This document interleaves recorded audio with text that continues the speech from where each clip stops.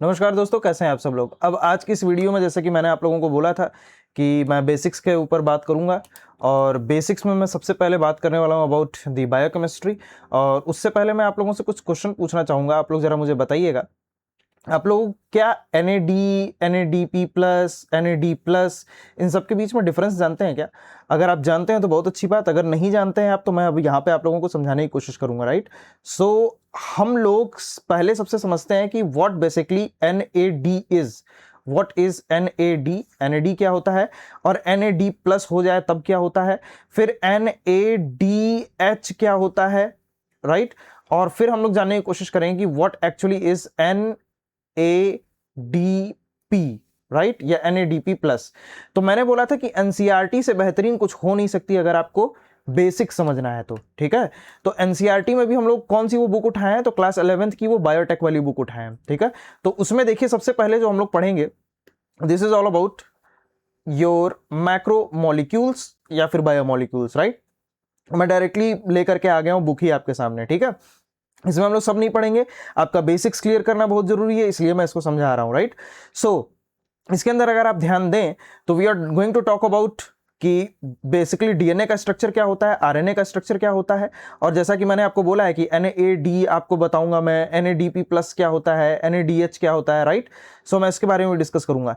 सो मैं एक एक चीज पढ़ते जा रहा हूं, जरा आप समझते जाइएगा। Carbohydrates also act as a informational material and link to the surfaces of the proteins and lipids to act in the cell cell interaction, ठीक है, and interaction between the cell and other elements in the cellular environment where they play a role, ठीक है। ये line पढ़ना जरूरी था, ठीक है, बाकी इसका कोई खास वो नहीं है, ठीक है।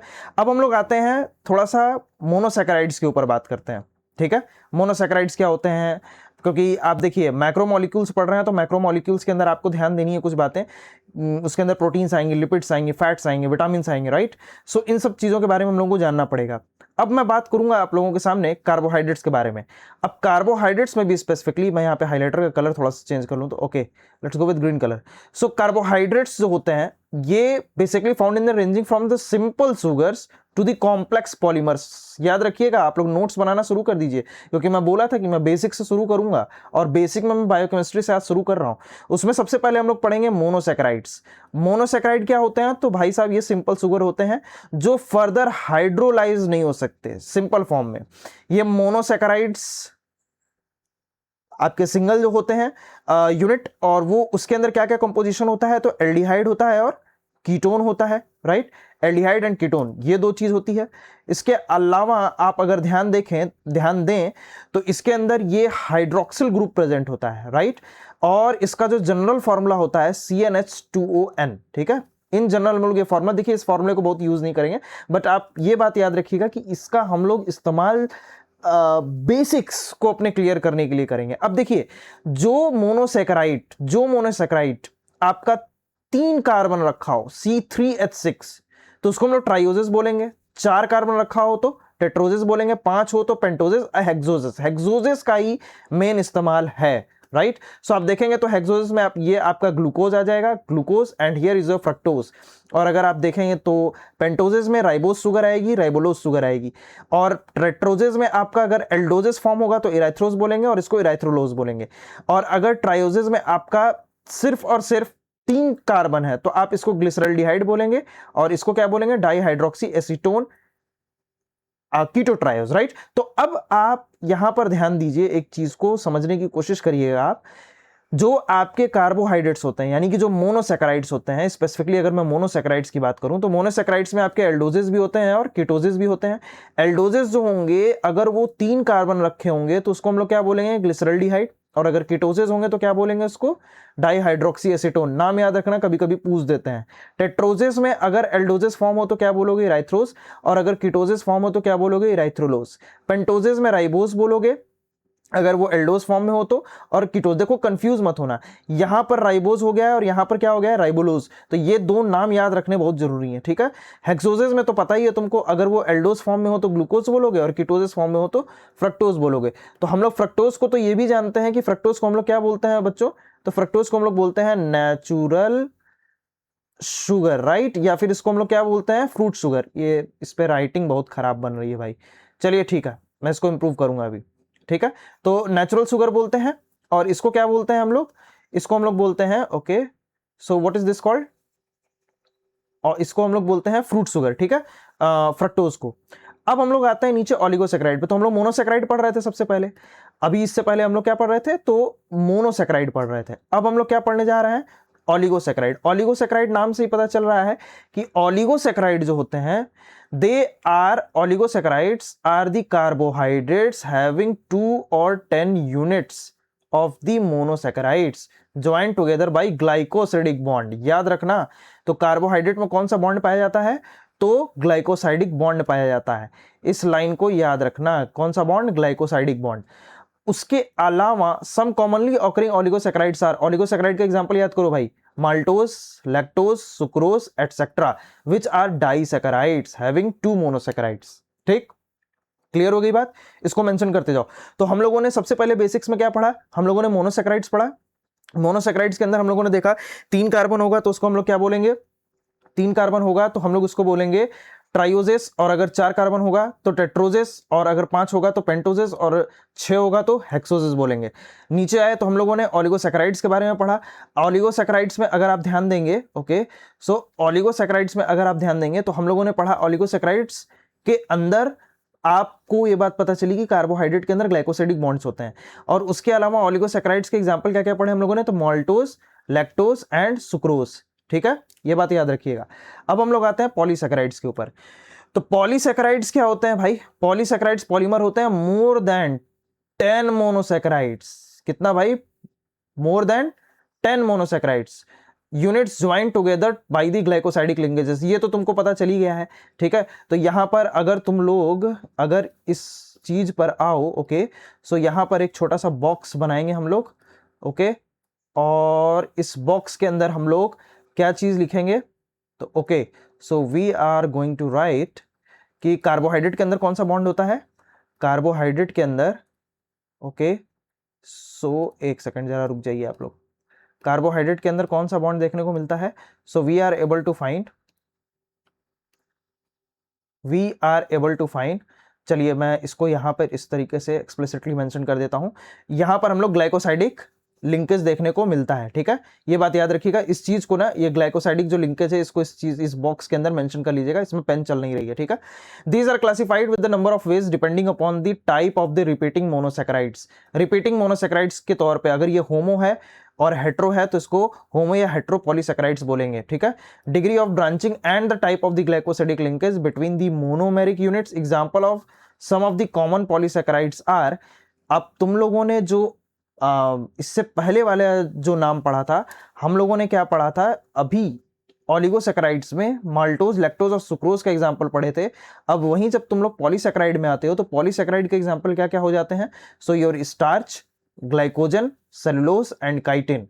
Carbohydrates are conjugated to proteins. कभी कभी कार्बोहाइड्रेट ना प्रोटीन्स के साथ जुड़ करके आते हैं, तो जो कार्बोहाइड्रेट प्रोटीन्स के साथ जुड़ जाते हैं उसको हम लोग क्या बोलते हैं, ग्लाइकोकंजुगेट्स। क्या बोलते हैं, ग्लाइकोकंजुगेट्स। फिर से बोल रहा हूं, कार्बोहाइड्रेट जो कंजुगेट हो जाए प्रोटीन के साथ उनको क्या बोलते हैं, ग्लाइकोकंजुगेट्स। और ये 3 तरीके के ग्लाइकोकंजुगेट्स होते हैं। अगर आपका कार्बोहाइड्रेट किसी प्रोटीन के साथ जुड़ जाए तो उसको ग्लाइकोप्रोटीन बोलोगे, अगर वो किसी ग्लाइकेन के साथ जुड़ जाए तो उसको प्रोटियोग्लाइकेन बोलोगे, अगर लिपिड के साथ जुड़ जाए तो उसको क्या बोलोगे, glycolipid. If protein component is predominant in the association with the carbohydrate and protein, it is called glycoprotein. और ग्लाइकोप्रोटीन के बारे में हम लोग डिटेल में पढ़ेंगे, राइट। जब मैं आपको लेनिंजर की किताब बहुत अच्छे से एक्सप्लेन कर रहा हूँ तो उसके अंदर ये मैं समझाऊंगा आपको कि ये ग्लाइकोप्रोटीन्स का और कहाँ यूज होता है, right. If the association contains the major amount of the carbohydrate then protein, then it is called the proteoglycan. तो यानी अमाउंट ऑफ कार्बोहाइड्रेट, ओके, तो एसोसिएशन जब कंटेन करने लगे amount of carbohydrate then protein, ज्यादा major amount, तो उसको हम लोग क्या बोलने लगेंगे, proteoglycan. When the carbohydrate conjugates with lipids, तो इसको हम लोग ऑब्वियस सी बात है ग्लाइकोलिपिड बोलोगे, ठीक है। तो कार्बोहाइड्रेट अगर प्रोटीन के साथ जुड़ जा रहा है तो ग्लाइकोप्रोटीन, ग्लाइकेंस तो प्रोटियोग्लाइकेंस, ग्लाइकोलिपिड्स जब लिपिड्स जुड़ रहा है तब, ओके। सो अब स्ट्रक्चर देख लेते हैं हम लोग, क्योंकि स्ट्रक्चर इंपॉर्टेंट है। कोई भी बेसिक शुरुआत करेगा तो ऐसे ही करेगा भाई, ठीक है, कुछ नई बात नहीं है। तो structure and properties of structure and properties of carbohydrates. Monosaccharides के अगर स्ट्रक्चर को देखें, structure of the some common monosaccharides are given. Monosaccharides such as glucose exist both as नीचे नीचे आएंगे हम लोग, किस किस फॉर्म में एग्जिस्ट करता है मैंने तुम लोगों को ऊपर भी बताया है। तो वो स्ट्रेट चेन में भी एग्जिस्ट कर सकता है, राइट, और वो साइक्लिक फॉर्म में भी। अब तुम लोग बताओ स्टेबल कौन होगा? ऑब्वियस सी बात है, केमिस्ट्री में पढ़ के साइक्लिक स्ट्रक्चर ज्यादा स्टेबल होता है। Cyclic structure are the results of the hemiacetal formation, अभी बताता हूं, ठीक है। Intramolecular reaction and carbonyl group and a hydroxyl group, ठीक है। तो हाइड्रोक्सिल ग्रुप भी देखने को मिलेगा, कार्बोनिल ग्रुप भी देखने को मिलेगा इसके अंदर। अब तुम लोग देखो सम कॉमनली मोनोसैकेराइड्स, ध्यान से देखना भाई, बहुत ध्यान से देखना। हम लोग सर यहां पर डी क्यों लिखे हैं? आप देखिएगा तो यहां पर भी डी है, यहां पर भी डी है, यहां पर भी डी है, राइट, एक्सप्लिसिटली मेंशन किया हुआ है यहां पे, हर जगह डी डी आ रहा है। ओके, मैं इसको मिटा दूं, ये बिना बात के यहां पर हो गया है, ठीक है। Okay, so now highlighter once again. अब आप ध्यान से देखिए, इसको हम लोग ग्लिसरॉल्डिहाइड बोलते हैं, ठीक है। अब ग्लिसरॉल्डिहाइड में भी तुम लोगों को बताया था मैंने, ये ट्राइओजेज है, राइट। अब ये ट्राइओजेज क्यों पढ़ा है, ठीक है, मैं अभी नाम बता रहा हूं, क्योंकि इसके पास 1 2 3 कार्बन है, और हमेशा ध्यान देना लास्ट वाला OH किस साइड में है, ठीक है। इस कार्बन के ऊपर जो लास्ट वाला कार्बन है ना, लास्ट वाले कार्बन से जस्ट ऊपर तुम लोग देखो तो OH का ओरिएंटेशन कहां है, राइट या लेफ्ट? राइट साइड में। तो अगर राइट साइड में तो हम लोग नाम क्या देंगे, डी। वंस अगेन देखो, लास्ट से एक ऊपर ये जो OH ग्रुप है तो हम लोगों ने डी लगा दिया। जैसे जाइलोलोज का नाम देखना है तो लास्ट से एक ऊपर देखो तो कहां है, राइट साइड में, तो राइट साइड में नाम है तो हम लोग क्या नाम देंगे, डी जाइलोज या पेंटोज। ये देखो बेसिक्स है इसलिए इस तरीके से पढ़ा रहा हूं, ठीक है। बहुत अच्छे से पीपीटी उपीटी भी बना के ले आ सकता था मैं, लेकिन कोई फायदा नहीं है उसका। एनसीईआरटी एविडेंस देती है, इससे बाहर आपको कोई क्वेश्चन बनाया नहीं जा सकता अगर बेसिक लेवल पे जाना है तो, ठीक है। एडवांस लेवल पे तो भाई फिर एडवांस लेवल की बुक्स तो चलती ही हैं। अब है डी राइबोज। अब डी राइबोज की बात करें हम लोग तो तुम लोग देखो तो फिर पेंटोज है ना, पेंटोज है। अब देखो OH ग्रुप कहां है, राइट साइड में, फिर देखो OH ग्रुप कहां है, राइट साइड में, फिर देखो OH ग्रुप कहां है, राइट साइड में, फिर देखो OH ग्रुप कहां है, राइट साइड में। तो लास्ट से एक ऊपर वाले कार्बन को देखना है कि उसने OH कहां रख रखा है। अगर वो OH रखा है आपका कहां, राइट हैंड साइड में, तो उसका ओरिएंटेशन जो नाम होगा वो डी होगा, डी होगा, डी होगा, right. So this was all about the D glucose.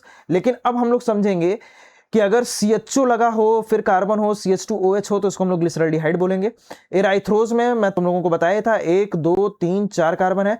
Xylose में देखो, इसको पेंटोज भी कहते हैं, 1 2 3 4 5, ठीक है। सबसे सिंपलर स्ट्रक्चर है, कुछ कॉम्प्लेक्स करने की जरूरत नहीं है यहाँ पे, राइट। अब हम लोग अगले पे आए तो तुम लोग यहां पर अगर ध्यान से देखो तो 1 2 3 4 5, ठीक है, ये भी पेंटोज हो गया।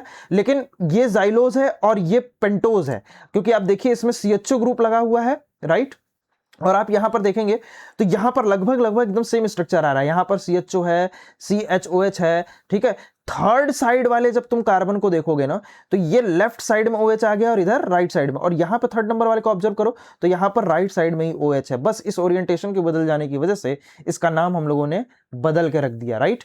अब गैलेक्टोज की बात करें तो 1 2 3 4 5 6, 1 2 3 4 5 6। अब ये गैलेक्टोज है, ये ग्लूकोज है। नाउ अगेन फिर से देखो, ये देखो CHO ग्रुप है, यहां पर भी OH ग्रुप है, OH ग्रुप है। लेकिन अगर तुम लोग दूसरे नंबर पे कार्बन के देखो ये भी सेम है, थर्ड पे भी देखो ये भी सेम है, फोर्थ पे देखो तो फोर्थ पर तुम लोग देखो तो ओरिएंटेशन बदल गया है। जब ये ओरिएंटेशन बदल गया तो नाम बदल गया, ठीक है, समझ में आई बात। अब तुम लोग फ्रक्टोज पे आओ तो यहां पर तो कीटोन ग्रुप ही लग गया भाई, अब तुम लोगों को तो पता चली गया होगा इतना, ठीक है। So this was the basic structure of your monosaccharides. अब हम लोग आते हैं अगला नीचे, अब हम लोग कुछ और पढ़ना शुरू करें तो यहां पर मैंने बताया था आप लोगों को कि यहां पर आपको क्या देखने को मिलता है, यहां पर आपको देखने को मिलता है ग्लूकोज। ग्लूकोज का फॉर्मूला आपके लोग क्या लिखते हैं, C6H12O6। जब उसको लाइन फॉर्मूले में बनाएंगे ना तो इस तरीके से बनेगा, 1 2 3 4 5 6, और फिर क्या करोगे, बस वही HOH थर्ड पोजीशन में ये लेफ्ट साइड में कर दोगे और इसको राइट साइड में, then again HOH। OH right side में है तो ये कौन सा ग्लूकोज हुआ भाई, तो ये हो गया तुम्हारा डी ग्लूकोज। अब यहां पर आओ तो इसी को हम लोग तोड़ देते हैं। जब इसको तोड़ करके इस फॉर्म में बनाते हैं ना तो हेमी एसिटल फॉर्म होता है ये इसका। तो इस वाले ऑक्सीजन को देखो, ये वाला ऑक्सीजन डायरेक्टली 1 2 3 4 5 और ये छठा कार्बन है। तो अगर तुम लोग देखो तो ये वाला ऑक्सीजन डायरेक्टली 1 से कनेक्टेड है और कार्बन नंबर 5 से कनेक्टेड है। इस चीज को ध्यान से देखो भाई। फिर क्या लिखना शुरू करोगे, HOH, HOH थर्ड पोजीशन पे ना ये OH ऊपर चला जाएगा, H नीचे आ जाएगा, राइट। फिर HOH देन CH2OH और ये H का ओरिएंटेशन हो गया। अब तुम लोगों को वो क्वेश्चन का आंसर दे दूं जो तुम लोग वेट कर रहे हो, जैसे NAD, पता नहीं वेट कर भी रहे हो या भूल गए तुम लोग, तो मैं याद दिला दूं। मैंने क्वेश्चन पूछा है कि आप जो है NAD, ओके एक सेकंड रुक जाइए, आप लोग जो है NAD, ओके, सो NAD और NAD+ में क्या डिफरेंस समझते हैं। तो देखिए जो NAD प्लस है ना, जो NAD प्लस है ये आपका ऑक्सीडाइज्ड फॉर्म होता है, ठीक है। NAD प्लस क्या होता है, ऑक्सीडाइज्ड फॉर्म होता है, और NADH जो होता है ना वो रिड्यूस्ड फॉर्म होता है। ये बात याद रखिएगा, ठीक है। मैं इसको बेसिक समझा दूंगा, अभी ये वाली पेन चल नहीं रही है इसके अंदर। मैं एक काम करूंगा ना, इसका PPT बना करके तुम लोगों को एक स्पेसिफिक वीडियो बना करके दिखा दूंगा NAD और NADH में क्या डिफरेंस होता है, ठीक है। सो अब हम लोग आते हैं थोड़ा सा और नीचे और समझने की कोशिश करते हैं कि what they have given. Okay, so अब देखो, अब हम लोग थोड़ा सा समझने की कोशिश करेंगे अबाउट, थोड़ा सा क्या पूरा ही समझेंगे। All monosaccharides except dihydroxyacetone contain one or more asymmetric chiral carbon. Chiral का मतलब समझते हैं आप लोग, ऐसा कार्बन जिसमें चारों ग्रुप अलग बन रहे हो, ठीक है। जैसे इसको देखो तुम लोग, इस कार्बन को देखो, इस कार्बन को देखो, यहां पर क्या आ गया हाइड्रोजन, यहां पर क्या आ गया OH, यहां पर CHO, और ये पूरा ग्रुप देखो एकदम अलग बन गया, ठीक है। ये पूरा ग्रुप अलग। तो ऐसा कार्बन जो अपने पास चारों ग्रुप अलग रखे, जैसे CHO, H, COH, फिर यहां पे ये पूरा ग्रुप अलग हो गया, तो ऐसे कार्बन को हम लोग क्या बोलते हैं, वो कार्बन क्या होता है, कायरल होता है, right. Carbon atoms bound by 4 different groups, लिखा है ना 4 different group, 10 are optically active isomer, इसलिए इनको हम लोग एनेंशियोमर्स भी बोलते हैं। A molecule with n chiral centres have 2 to the power of n stereomers. तो अगर तुम्हें स्टेरियोमर्स निकालने हो तो ये कितने हो जाएंगे तुम्हारे, 2 to the power of n से निकालोगे। जैसे ग्लिसरल्डिहाइड जो होता है, glyceraldehyde with 1 chiral centre has 2 to the power of 1 या फिर 2, and glucose with 4 chiral centres 2 to the power 16।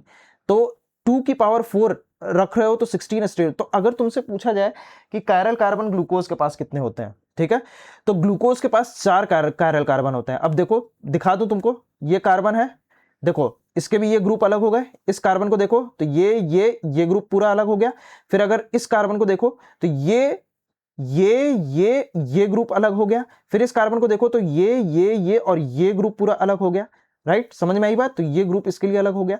तो इस बात को याद रखना, कार्बन के पास जो कायरल कार्बन्स होते हैं, ग्लूकोज के पास जो कायरल कार्बन्स होते हैं उनकी संख्या कितनी होती है, 4 होती है।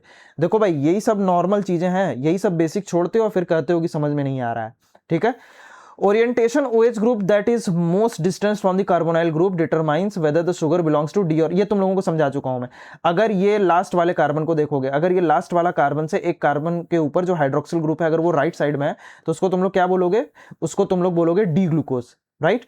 अगर तुम लोग अब ये देखो, अब ये देखो OH ग्रुप ये कहां आ गया है, डी और एल समझाने के लिए मैं समझा रहा हूं तुम लोगों को। मैं फिर से एक बार मिटा देता हूं ताकि तुम लोगों को समझ में आए। एक सेकंड रुक जाइए, एक सेकंड रुक जाइए, ठीक है।